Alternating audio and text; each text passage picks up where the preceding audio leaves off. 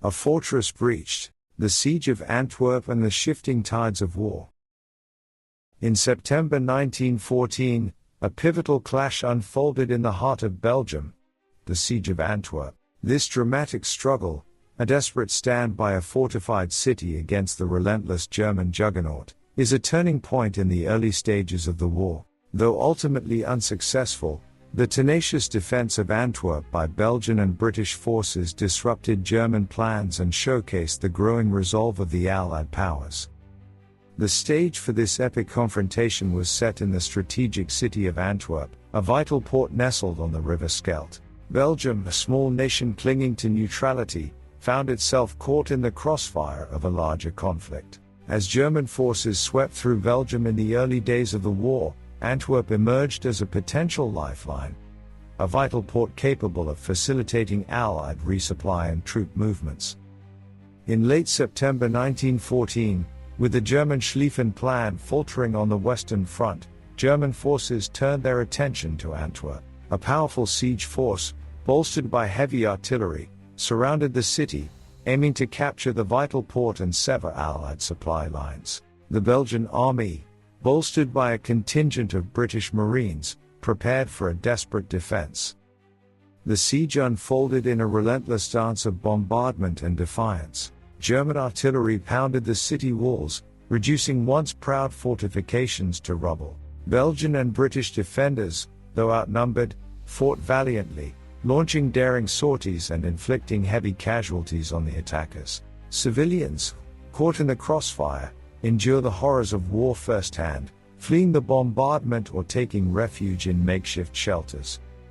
Despite the heroic resistance, the tide of the siege gradually turned against the defenders. German forces, employing powerful siege guns newly arrived from the Eastern Front, breached the city's defenses. Faced with the prospect of encirclement and annihilation, the Allied forces made a daring escape, utilizing a complex network of canals and waterways to slip past the German siege lines. The fall of Antwerp in October 1914 marked a strategic setback for the Allies. The vital port fell into German hands, disrupting Allied resupply efforts and forcing a shift in strategy on the Western Front. However, the siege also served as a crucial turning point in the war. The tenacity of the Belgian and British defense, lasting for over a month, disrupted the German timetable and demonstrated the growing resolve of the Allied powers. The legacy of the Siege of Antwerp is a complex one. It is a testament to the courage of the Belgian and British defenders, their unwavering defiance delaying the German advance. However, the siege also exposed the limitations of pre-war fortifications in the face of modern weaponry and highlighted the importance of strategic mobility in the face of overwhelming force. The cobbled streets of Antwerp became a battleground, forever scarred by the conflict. The siege of Antwerp serves as a reminder of the human cost of war, the sacrifices made by both soldiers and civilians in the face of an unrelenting enemy. The echoes of this early clash continue to resonate in history, a testament to the enduring spirit of resistance and the adaptability required in the crucible of war.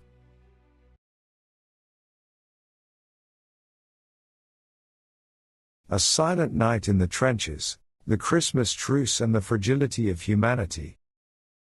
Amidst the relentless carnage of the First World War, a remarkable moment of humanity flickered across the battlefields, the Christmas truce. This unexpected pause in hostilities, a fragile accord forged between soldiers on opposing sides, is a poignant testament to the enduring spirit of peace that can flicker even in the darkest corners of war. The stage for this extraordinary event was set in the desolate trenches of the Western Front in December 1914. After months of brutal fighting, soldiers on both sides, weary of the unrelenting bloodshed and yearning for a semblance of normality, found themselves united by the approaching Christmas holiday. The first tentative steps towards a truce emerged in the form of carols echoing across the desolate no-man's land. German soldiers, emboldened by the spirit of the season, sang traditional Christmas songs, their voices carrying across the battlefield. To their surprise, the response from the Allied trenches was not gunfire, but a chorus of carols in return. As Christmas Eve dawned, a tentative truce took hold. Soldiers emerged from their trenches, wary at first, but driven by a profound yearning for human connection. Across the blood-stained fields, men who had been sworn enemies just days before shook hands, exchanged cigarettes and rudimentary gifts, and even shared stories and laughter. The Christmas truce, though localized and unofficial, transcended the boundaries of nationality and ideology. For a brief, luminous moment, soldiers on both sides rediscovered their shared humanity. They were not just faceless enemies, but individuals longing for home, for peace, and for a respite from the horrors that surrounded them.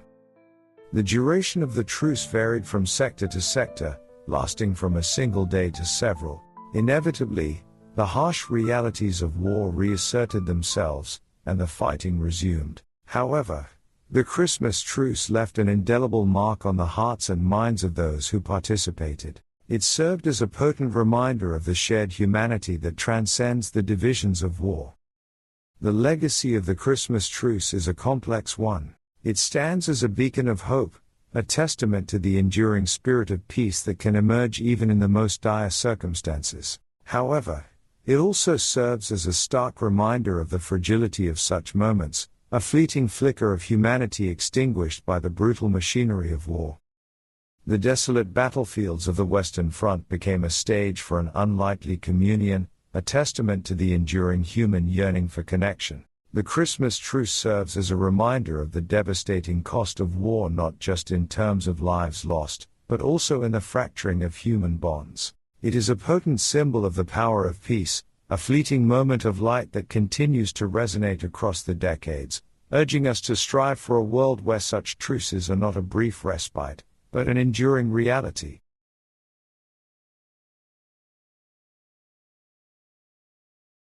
Shadows in the Deep, the U-boat campaign and the strangled lifeline.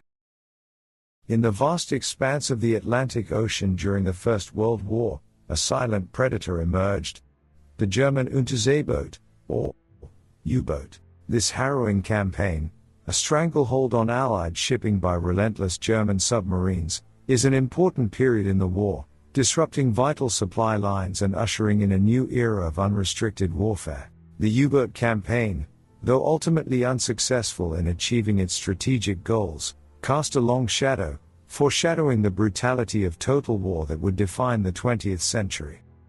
The stage for this undersea conflict was set in the vital trade routes of the Atlantic. Britain, an island nation reliant on imported goods, depended heavily on a steady flow of supplies across the ocean. Germany, recognizing this vulnerability, unleashed its fleet of U-boats, aiming to sever this lifeline and cripple the British war effort.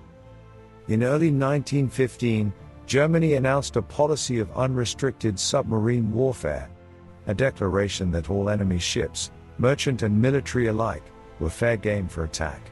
This brazen disregard for international law and civilian lives sparked outrage and condemnation from neutral nations. However, for Germany, it presented a potentially decisive advantage, aiming to starve Britain into submission. The U-boat campaign unfolded in a relentless dance of cat and mouse. U-boats, lurking beneath the waves, stalked Allied shipping convoys. Merchant vessels, often poorly armed and inadequately protected, became easy prey for torpedo attacks. The sinking of the RMS Lusitania, a passenger liner, in 1915, with the loss of thousands of civilian lives, became a potent symbol of the campaign's barbarity. Despite the initial successes of the U-boat campaign, the tide gradually turned against Germany. Allied nations, spurred by outrage and the need to protect their vital trade routes, implemented countermeasures. Convoy systems, utilizing escort ships and destroyers, offered better protection for merchant vessels. Technological advancements in sonar and depth charges improved the ability to detect and destroy U-boats.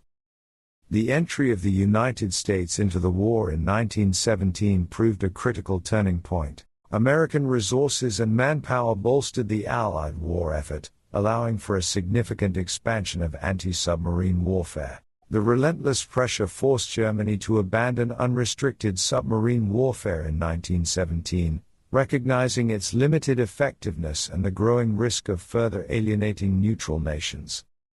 The legacy of the U-boat campaign is a complex one. It shows us the ruthlessness of German strategy, their willingness to target civilians in pursuit of victory. However, it also highlighted the limitations of unrestricted submarine warfare in the face of evolving technology and a determined enemy. The vast expanse of the Atlantic became a battleground, its depths stained with the wreckage of ships and the loss of countless lives. The U-boat campaign serves as a stark reminder of the devastating consequences of unchecked aggression and the importance of international law in regulating warfare. The echoes of this undersea struggle continue to resonate in history, a cautionary tale of the perils of unrestricted warfare and the enduring human cost of global conflict.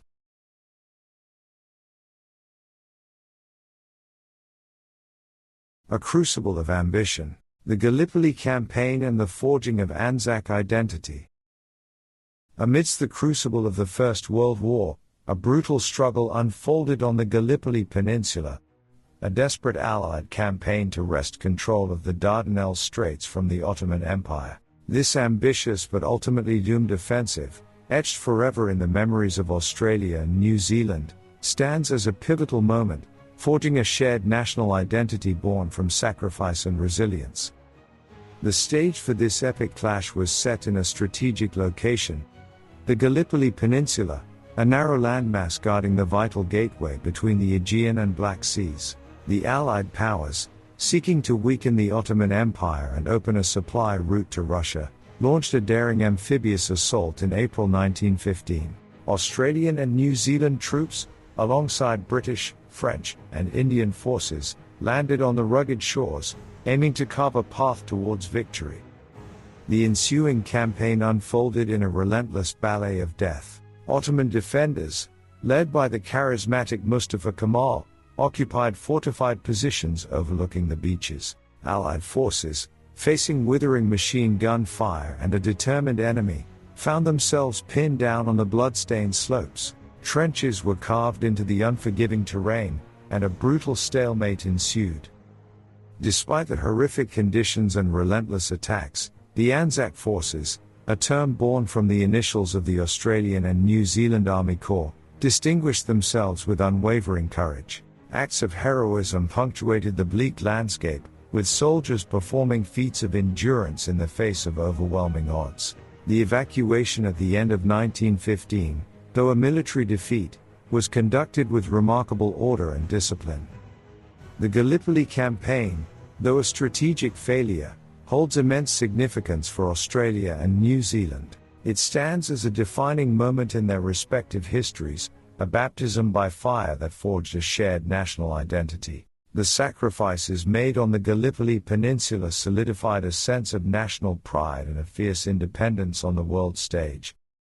The legacy of the Gallipoli campaign is a complex one. It serves as a testament to the courage of the Anzac Forces, their unwavering determination etched in the annals of history. However, it also exposes the devastating cost of military miscalculations and the importance of meticulous planning in the face of a determined enemy.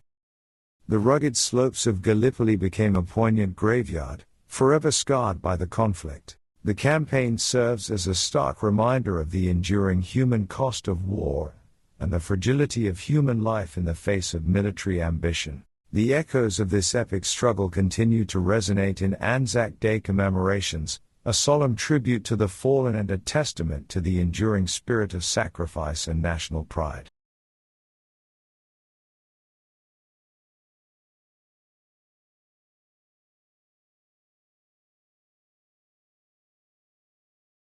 In the next chapter, we will cover the Second Battle of Ypres, the first use of poison gas on the Western Front, as well as the Great Retreat of the Russian Army on the Eastern Front.